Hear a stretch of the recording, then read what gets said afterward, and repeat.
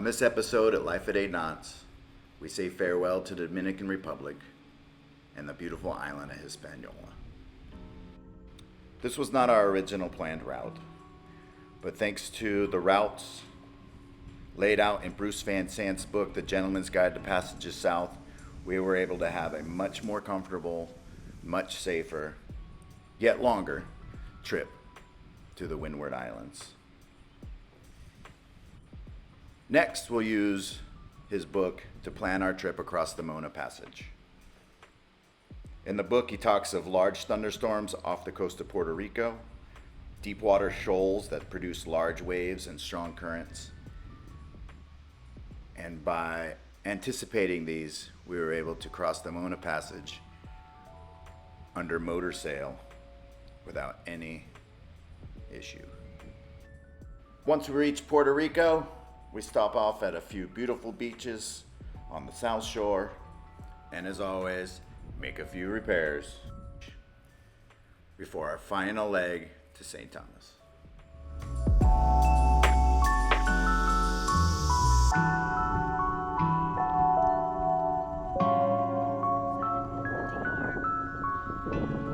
Heading back to sea. This was an unplanned stop, but it just goes to show that sometimes the best parts of life are unplanned and unscripted. So we'll see where tomorrow takes us.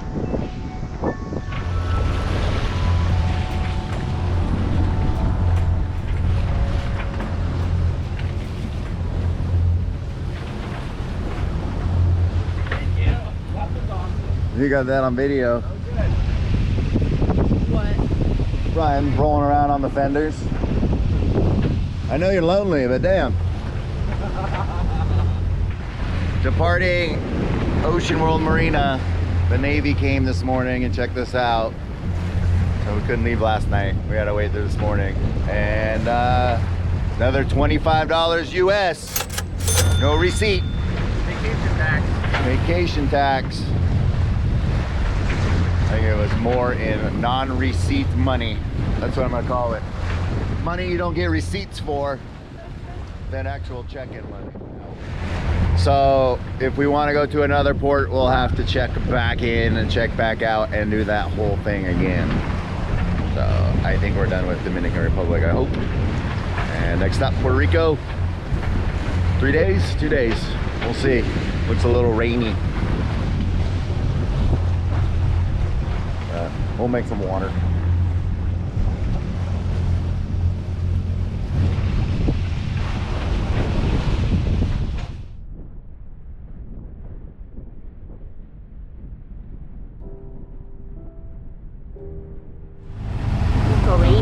It's a little rainy.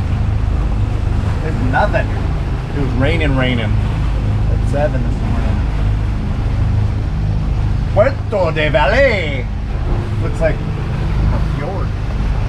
We'll tuck in and do some final checks, and then we're gonna do a big run. So far so good. With heavy rains forecasted for the remainder of the day, we motored into Puerto Del Valle to wait for our weather window to make our 180-mile run to Puerto Rico across the Mona Passage.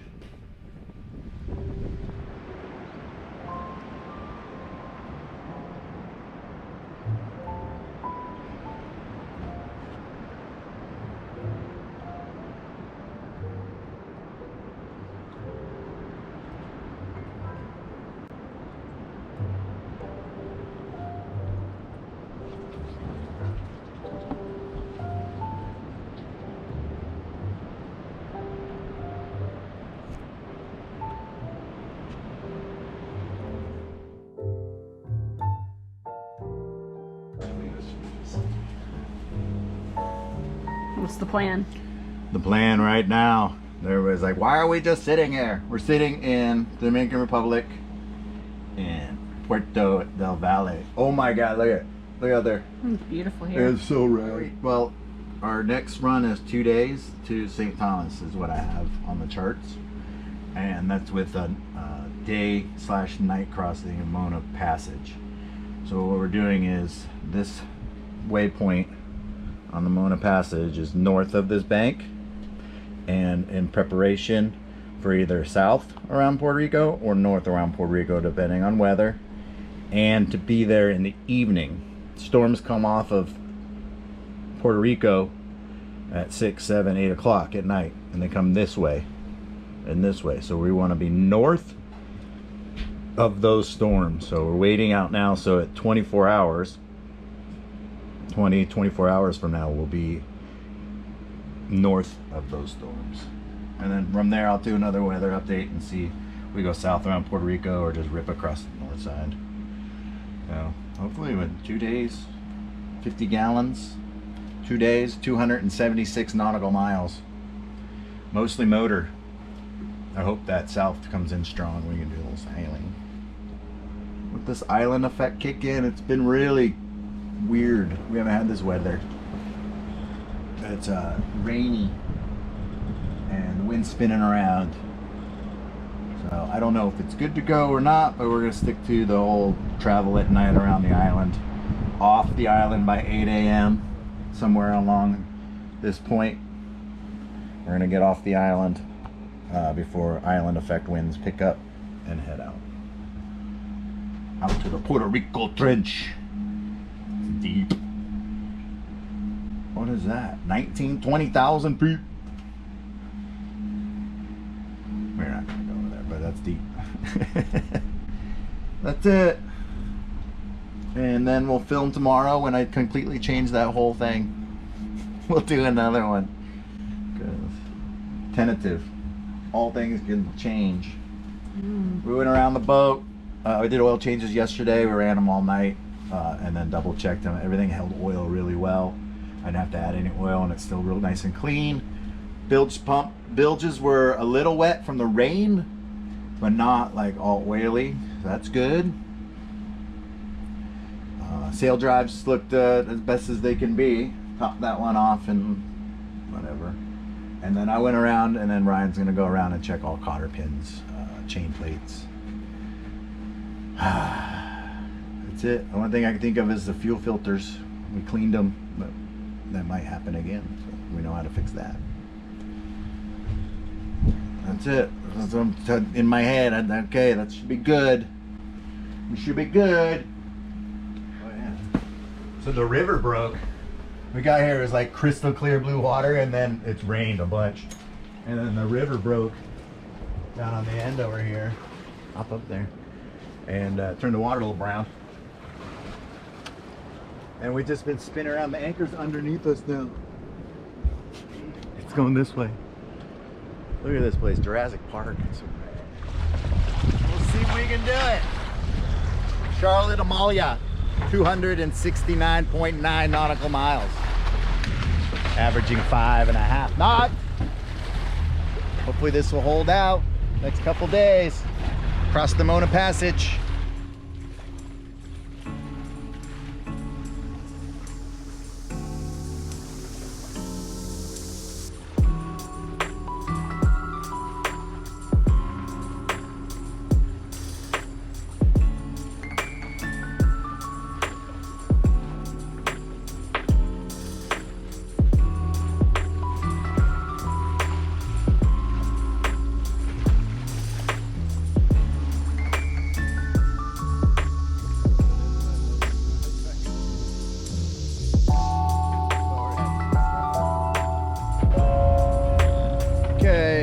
Go, 4 watches, we can do it. We can do it. We can do it. Bring us home, Lost Cat. Keep an eye on us, Lord, and give us a safe passage. Mechanically and mentally strong.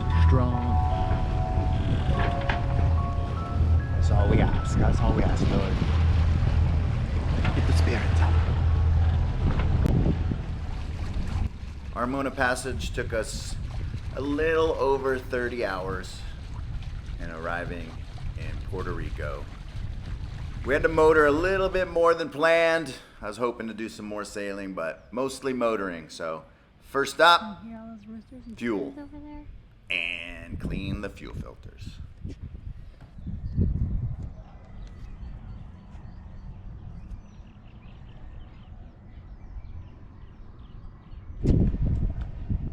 Losing power on your engine? Air cleaner clean? Front fuel filters clean? It might be the on-engine fuel filter, the spin-on fuel filter. It's twice now. In a remote location, how to clean your engine fuel filter. Spin-on fuel filter. Take 2. Doesn't look as bad as the other side. Little black gunk in there. Let's see what the filter itself looks like.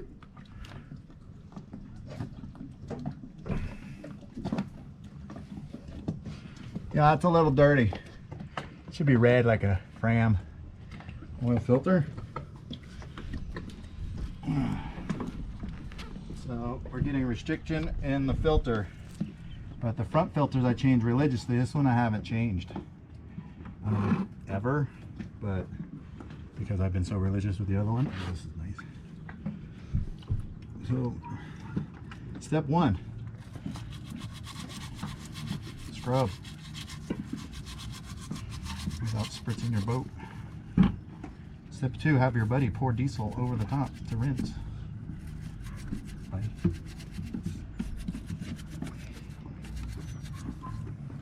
do you think? A little dirty?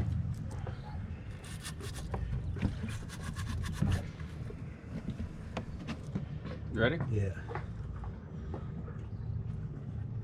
Go ahead.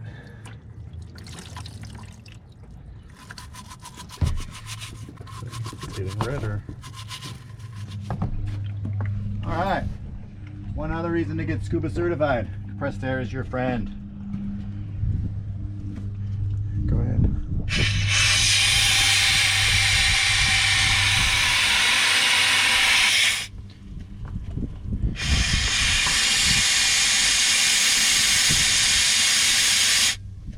See, look at that. And we'll do that one more time. We'll fill it with diesel. No, I'll use seafoam this time.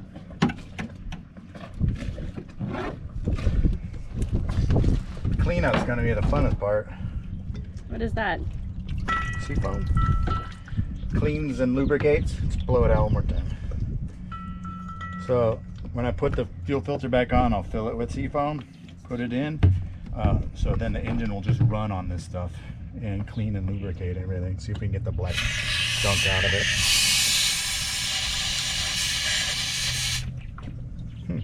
Go for it.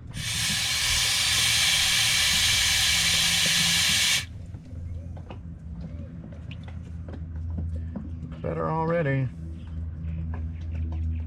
That should get us. How far did we do it last time? 200 nautical miles?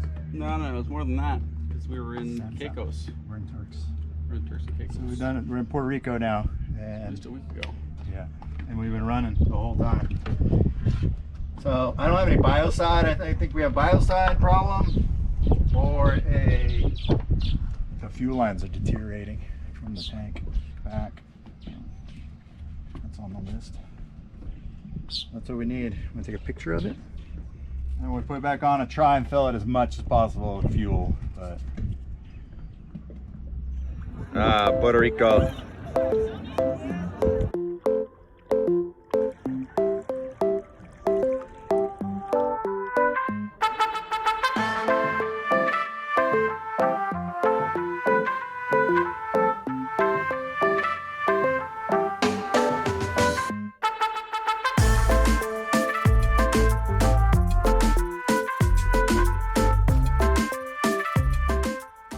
Next time on Life at 8 Knots, we say goodbye to Ryan and head to the USVI to check out James' old stomping grounds, meet up with some friends from Texas, and exchange one pretty crew member for another for the final leg to Bonaire. And the wind whispers Mary.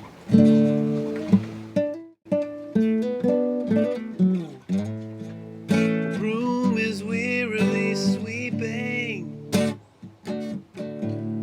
up the broken pieces of yesterday's life.